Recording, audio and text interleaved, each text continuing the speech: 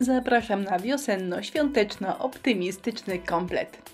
Kurka, zajączek i jajko to widać na pierwszy rzut oka, ale na drugi to Was informuję, że także do kompletu zalicza się taca. Na końcu będzie ją widać dokładnie, no ale zaczynamy.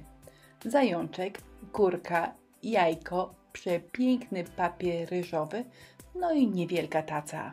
Tacy można używać, tak jak ja w tej chwili, czyli jako podstawy do mojego świątecznego zestawu, albo może służyć samodzielnie jako normalna taca do serwowania np. kawy albo herbaty. Tacę z każdej strony oraz pozostałe elementy maluję na biało, białą farbą akrylową. A teraz muszę jakoś wymyślić, jak ten papier rozplanować na moich zwierzakach oraz na tacy oczywiście. Przymiarek było wiele, pomysłów kilka, ale ostatecznie zwyciężył taki minimalistyczny układ. Powierzchnię smaruję klejem, przykładam papier ryżowy, a następnie cały obrazek klejem zasmarowuję od góry. Lawendowych bukiecików na papierze ryżowym jest więcej, ale postanowiłam, że ta praca ma być taka delikatna i w tym wypadku czym mniej, tym lepiej. Ten papier ryżowy bardzo mi się spodobał od pierwszego wejrzenia, ale ma jeden minus, którego zupełnie nie widać właśnie od tego pierwszego wejrzenia. Do tego drobnego mankamentu wrócę jeszcze w dalszej części filmu, a na razie jedziemy z pracą. Wzory przyklejam, suszę, a następnie wszystko lakieruję lakierem akrylowym matowym. Wiedziałam, że do moich zwierzaków chcę dodać szablony, ale nie byłam pewna, jak one mają wyglądać, więc naprawdę długo przymierzałam, zanim padła decyzja, że to ten szablon weźmie udział w dzisiejszym filmie. Skoro taca ma być świąteczno-wiosenna, to delikatny zielony kolor będzie świetnie pasował. Pasta modeling oraz odrobinę farby akrylowej.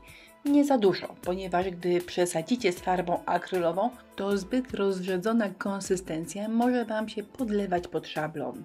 A moja pasta jest już naprawdę stara, trochę stwardniała i dodanie farby akrylowej nawet dobrze jej zrobiło. Przy takiej gęstości pasty mam pewność, że nic nie podlezie mi pod szablon. Ale warto pamiętać, gdyby jednak zdarzył się jakiś ząb, czyli gdyby farba podlazła pod szablon, to można to oczywiście wytrzeć, albo jeżeli miejsce jest średnio dostępne, można poczekać, aż pasta wyschnie, a potem to, co nam wylazło, po prostu zamalować białą farbą akrylową i gwarantuję, że nie będzie tego widać. Boki jajek miały być pomalowane dokładnie w tym samym kolorze, w którym robiłam odbitki szablonem. Kolor nie jest idealny, ale wygląda bardzo podobnie, więc może zostać. Zwierzątka są już praktycznie gotowe, więc powoli wracam do tacy, no i do problemu, który zobaczyłam dopiero podczas przyklejania papieru ryżowego. Lawenda na papierze ryżowym różni się trochę odcieniami. Bukieciki, które przykleiłam przed chwilą na zwierzątkach, są takie troszkę bardziej zielono-trawiaste, a te przyklejone na tacę w ogóle nie zawierają tej optymistycznej zieleni, która jest na zwierzakach. Bardzo możliwe, że ten rozjazd kolorów przeszkadza tylko mi, ale nie szkodzi. Domaluję troszkę zielonych gałązek i wtedy już wszystko będzie do siebie pasowało. Żeby komplet pasował do siebie idealnie, boki tacy maluję tym samym kolorem, którym malowałam boki figurek.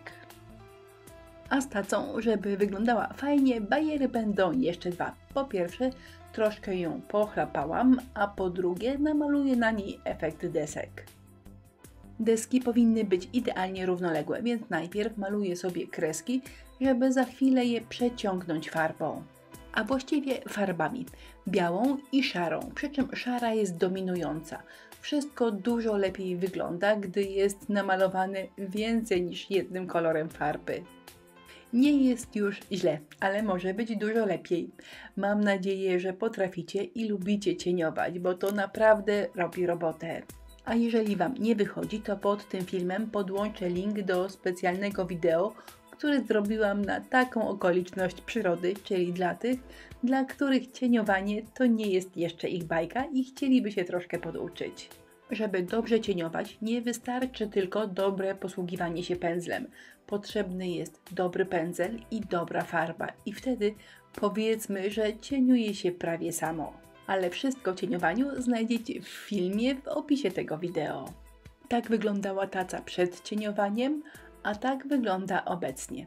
Jeżeli planujecie stawiać na tacy bardzo gorące kubki, to warto ją pokryć jakimś lakierem, który jest odporny na temperaturę. Najprościej mówiąc, chodzi o to, żeby gorący kubek nie przyklejał się do tacy. I właściwie mógłby to już być koniec filmu, ale pomyślałam, że zrobię jeszcze kropeczki. Nie za dużo, ale troszkę zrobię, bo dawno ich nie było i do tej pracy wyjątkowo mi pasują. Nie za dużo, słowo klucz, tylko na jajeczku oraz na bokach tacy. Dokleję jeszcze kokardkę, żeby wszystko wyglądało uroczo i zestaw prezentuje się tak. Taca optymistyczna, świąteczna, wiosenna, ogrodowa, właściwie całoroczna. A do tego świąteczne zwierzaki i jajeczko. I mój pomysł jest taki, że ja ozdobiłam te zwierzaki i jajko tylko z jednej strony. Mam nadzieję, że ta strona Wam się podoba, ale druga strona jest przeznaczona na Wasze pomysły. Mam nadzieję, że Was zainspirowałam i pokażecie na naszej grupie na Facebooku, która nazywa się Inspirello i Przyjaciele, Wasze pomysły na drugą stronę zwierzaków i jajeczka oczywiście. Wybór takich kształtów mamy dużo większy, podłączę Wam je pod tym wideo. Zresztą pod filmem, jak zwykle, są linki do wszystkich produktów, których używałam w filmie. Niecierpliwie czekam na Wasze pomysły, na pewno czymś fajnym mnie zaskoczycie. A ja Was zapraszam za tydzień na niedzielę na kolejny film, bo co niedzielę o 9 rano nowy pomysł. Link do naszej grupy na Facebooku w opisie filmu. Do zobaczenia.